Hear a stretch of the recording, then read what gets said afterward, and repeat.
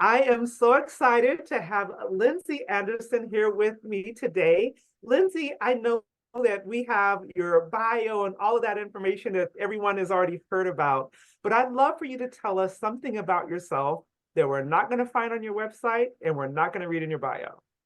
Well, Tish, let's see. Thank you for asking that. I would say I was recently, I don't think this is in my bio. I was recently on a Netflix reality show actually called The Trust. And so that's something I used to lead with this question, which was my dog was a recurring segment on America's Funniest Home Videos.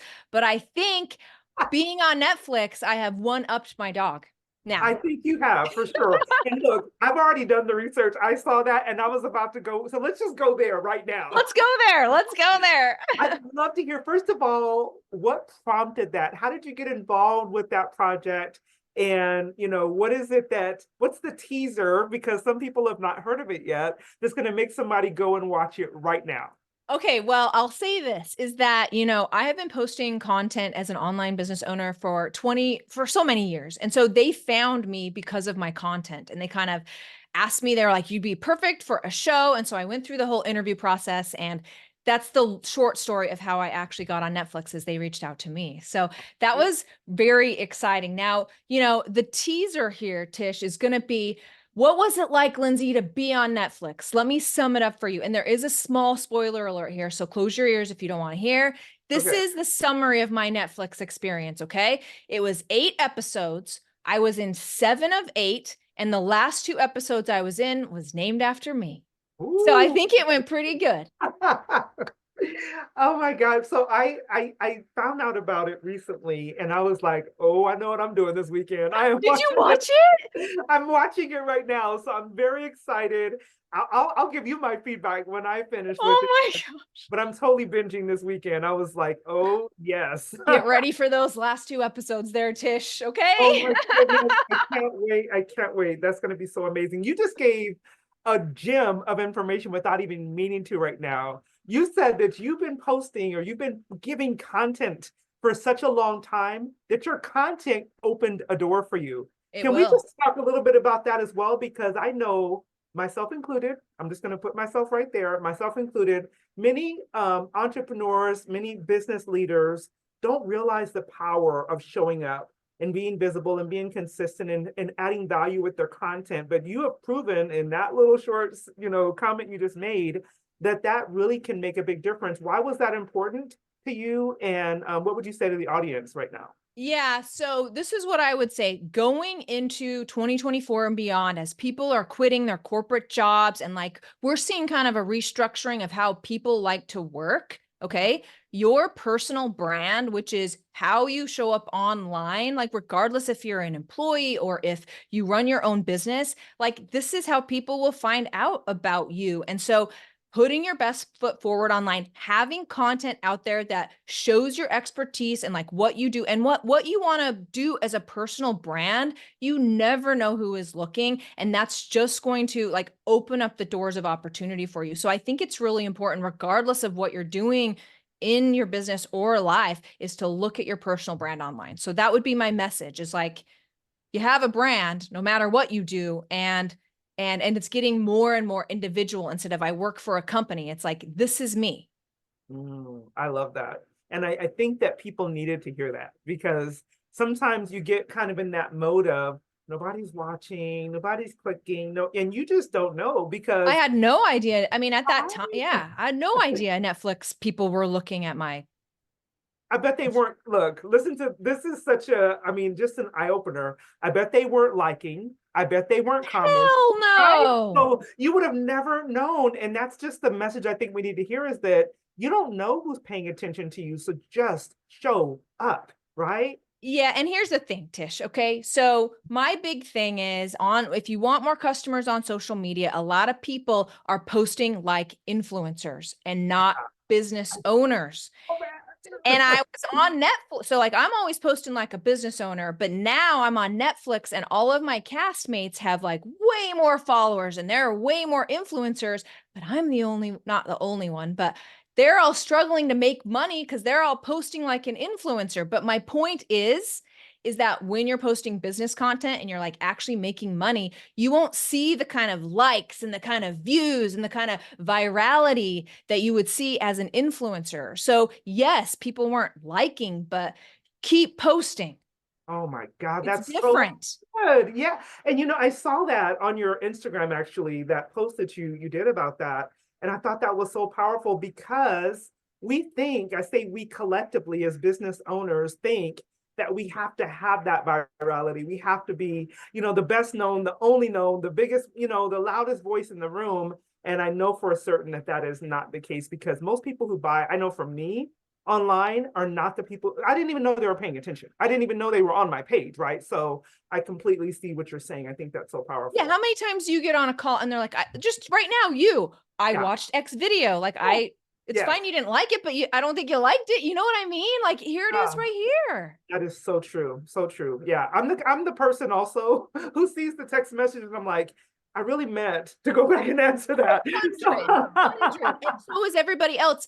Like when you're So, posting as a business owner, right? Because it's like, you're like in learning mode, yeah. it's like different mode. Yeah, for sure. Yeah, that's so, so, so powerful. I love this. We haven't even started yet, and it's so good. So when I see you, when I first learned of you and had the opportunity to connect with you, I immediately was like, this is a woman on the move, on a mission, who oozes confidence and has amazing success and all of these things. But I believe that sales and success in sales is a lot less competence and a lot more confidence, but many people struggle with that place. They struggle of being really confident and showing up like we're talking about.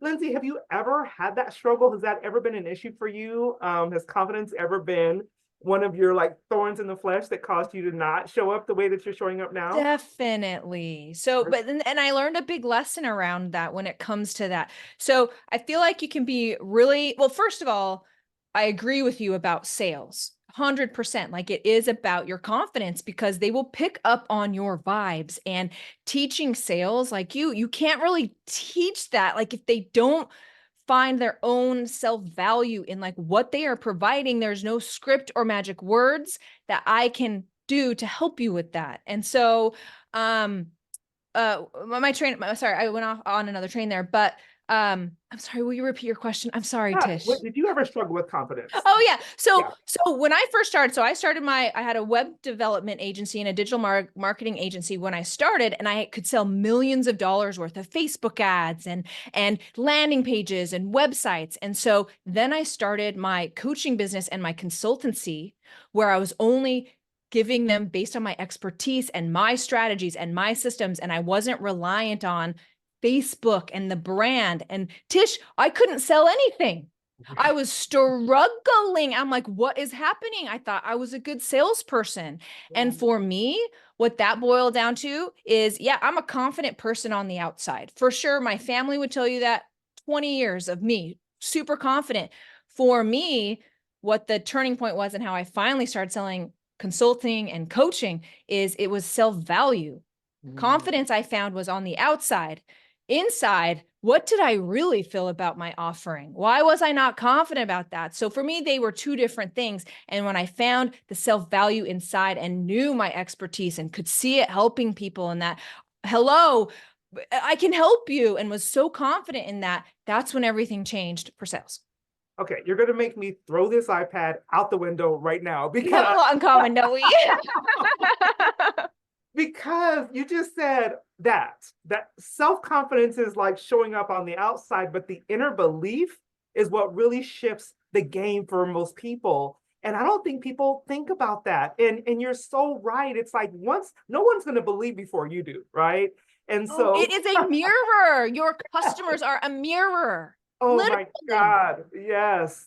Oh wow. That all of the people right now, matter of fact, I'm going to just talk to the audience because I know that there are some of you all who are like, what the heck is wrong? I was selling, everything but the kitchen sink in my last position. Now that I have my own company, it's not the same. Or I just shifted my model and now I feel like I'm a complete failure.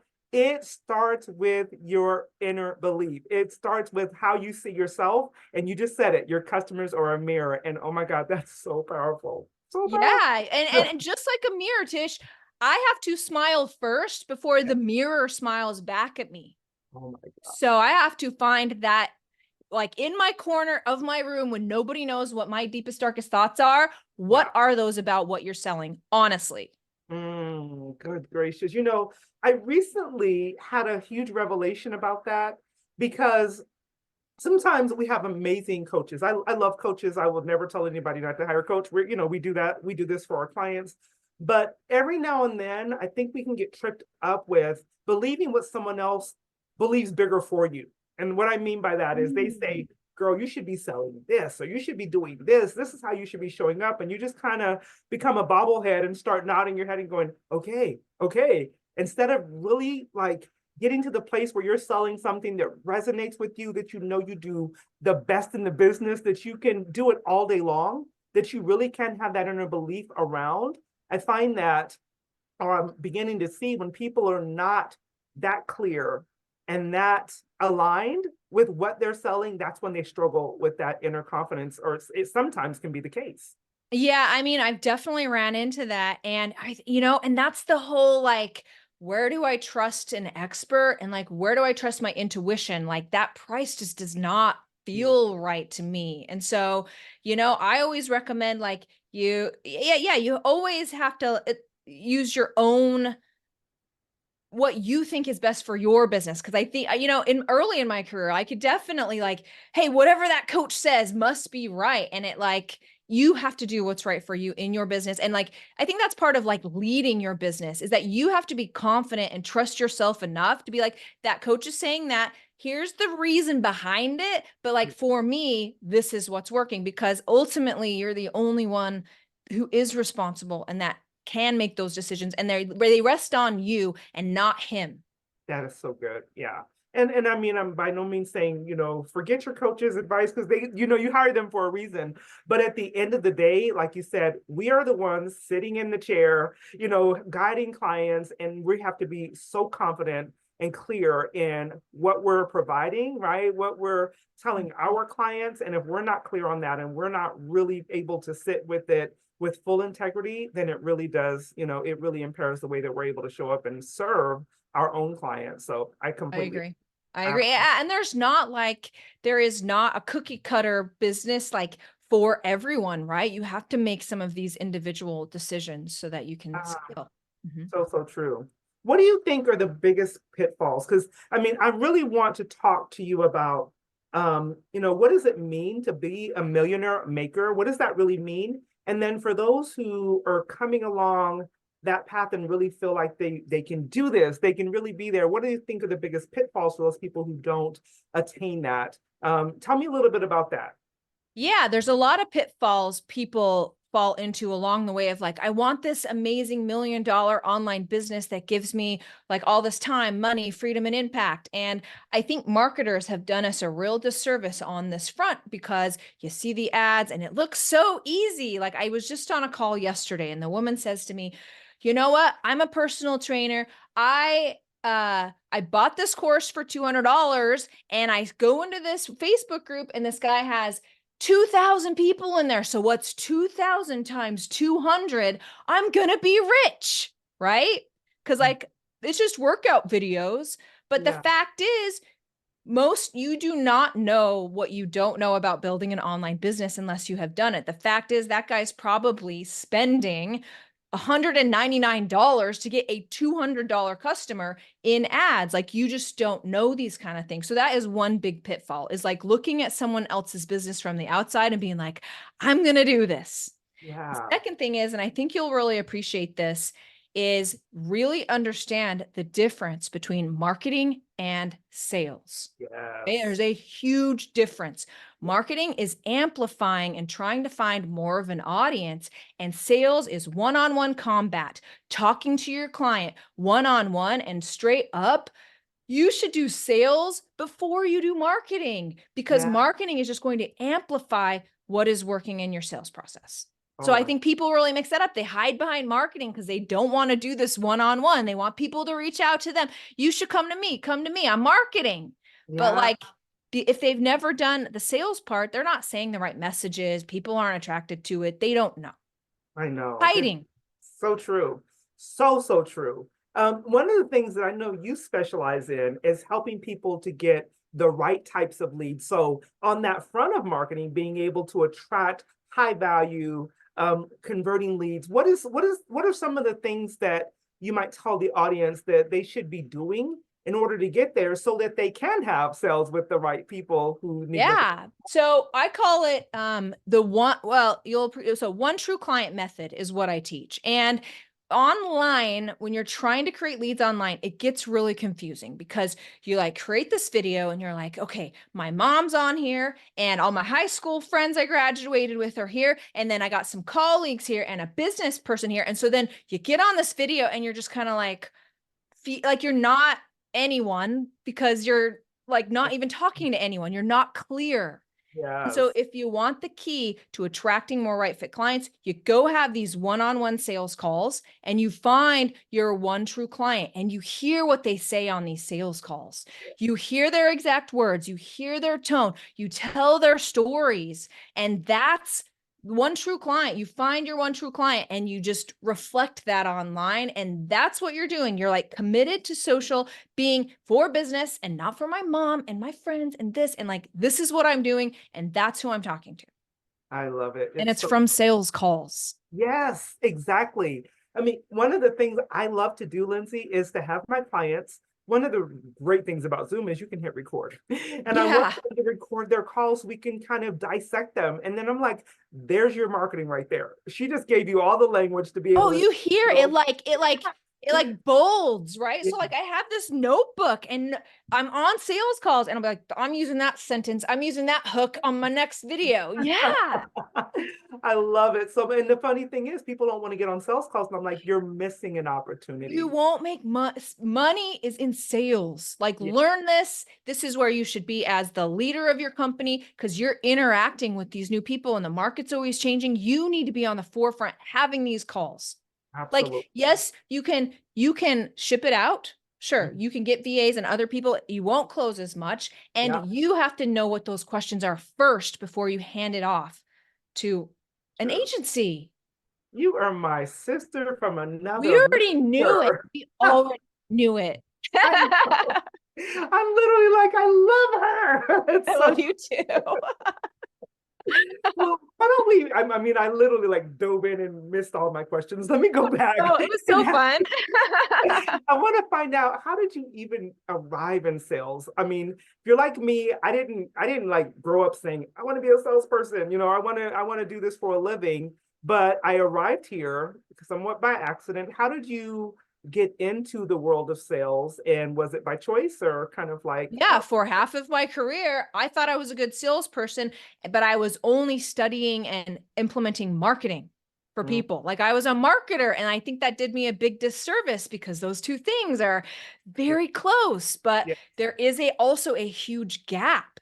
And yeah, so I that was working for me until I really wanted to scale my online business and sell my consulting. And when that was not working for sales, I was like, I have got to learn this skill set of sales. And then once you dive in, right, you don't know what you don't know. And this is a vast, huge piece that I was absolutely missing. And it's totally different than marketing. So I got there through necessity.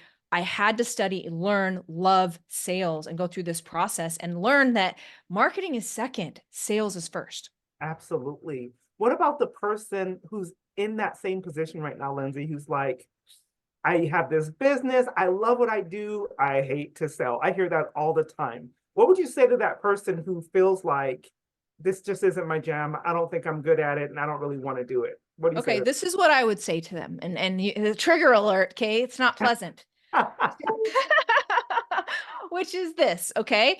This is what I have found in my business is that wherever there is the most massive amount of resistance, meaning if someone says you should do sales calls and you're like, screw you, there's a better way, then that's exactly where your breakthrough is. If you want to break through to the next level, it's where you're screaming, there's a better way than that. Okay. So, number one, since they're saying that, you need to go into sales. Number two, there are just straight up personality traits and things that you need to adopt about yourself to become a better person, like a bigger version of yourself, in order to maintain and run a successful and profitable $1 million business. And one of those is sales, period. So if you want that, you have to learn sales, period.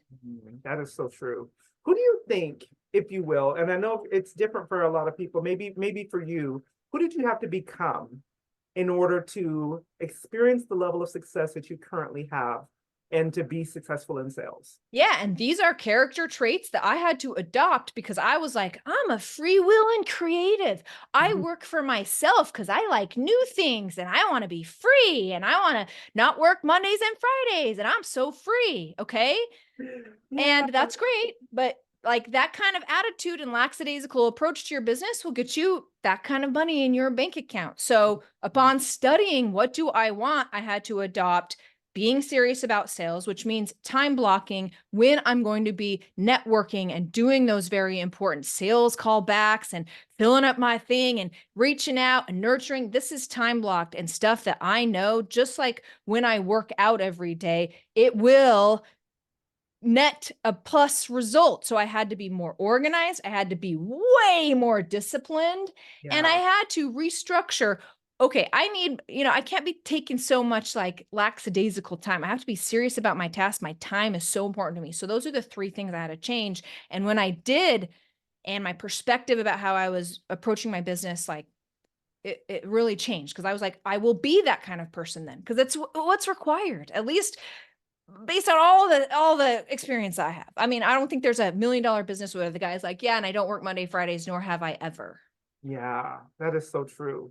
First of all, that was a hard word for the person who's already there going, I'm an Gotta entrepreneur. do it, guys. You can't get there without it. It is, but it's like it requires. So I always say this: why would you give, your previous boss more respect than you're willing to give yourself as the CEO of your business? Oh, I And, love. because when I was working for XYZ Corporation, I wasn't doing what I wanted to do and, just kind of working when I want to work and expect to get paid, right? So I think as entrepreneurs, we feel like the title alone gives us this like entitlement that we could just do what we want and then wonder what's wrong when our businesses aren't reflecting, what we wanted to reflect, this reflecting us. I love that saying. I'm sure you've heard it before. You don't get what you want, you get what you are. 100. Right? Yes. I mean, it's just facts. Yeah, good. I could totally talk to you all day. We're totally booking part two to this 100%. with this because there's so much stuff and I just like the time. I'd love to hear a little bit more about your book, The Click Technique. Can you tell us a little bit more about it and why should someone go buy it like right now? Yeah, actually, I'm going to recommend my second book, Tish, which is Oh, coming out in May. Okay. do that. Okay. Yes. Sneak peek right here. Okay. So the Unlaunch Method book, this is going to be my second book. The reason why I recommend that one is because, as you know, the digital landscape changes, right? And so my focus for this book is how do I create a high quality social media audience, and not only just create an audience like that, but how do I get them off of social and into my programs, which also means like it means a conversion event, which is a marketing thing, and sales, like a real approach to sales. So it is my entire system for social media to what I call an invite only event to a calls to client sales call. And so if you have those three things, it's like a system, and it's what Tish and I were talking about. Like it's rinse and repeat. I know what I have to do every day when I go to work, and I know what it will mean to the bottom line. And so I'm outlining that all in my Unlaunched Method book coming out in May. Oh my God. I want to pre-order like right now. All right. Yeah, I'll put you on the list for It sure. sounds amazing. So, for those of you all who are listening, you have literally received a treasure trove of content and information that will literally change your business right now if you'll apply it. First, you need to show up and not be so concerned with being an influencer and getting the clicks and the likes and people who click and like and don't buy, right? You have to be able to talk to the right person, that perfect client who's really listening for you. And if you're talking to everybody, you're probably talking to nobody. Amen. You have to stop wasting your time and kind of floating through your day as an entrepreneur, thinking you can kind of just do what you want and get amazing results. You got to time block and put some real effort into being the CEO of your organization. And I'm hearing now we need to go order the unlaunch. Is unlaunch method is what you called it, right? Yeah. Uh-huh. Go and order the unlaunch method as soon as possible and watch the trust. Get with me. Yeah. And Enjoy let me the know last I'm 2 starting. episodes I'm in. Yeah. For sure. Why don't you tell us, Lindsay, who do you feel like you're uniquely gifted to serve? I am uniquely gifted to serve those individuals who have an expertise. They're an expert. Maybe they're a doctor, or they have like 20 years of expertise and they're looking to monetize that. So a step-by-step approach to helping people monetize that online. So that is who I'm gifted to help. And you have to Wonderful. be this kind of person we talked about. Like, you really want to build an online business, take yourself seriously enough to build $1 million plus online business that affords you more time, more money, more freedom, and more impact. Love that. What would you say, and this is a little bit of a sneak peek into Uh-oh. the good, the bad, and the ugly. What would you say has been your biggest sales flop? Oh, you're gonna make me cry now, okay? I have no tissue. So, as I mentioned in my sales story, I was a marketer. I realized I couldn't sell any coaching, and I'm like, I gotta learn sales. This is a whole other skill set I didn't realize I didn't have. So I hired a sales coach, and he was about 75K. And it was like the most I had ever spent on a coach.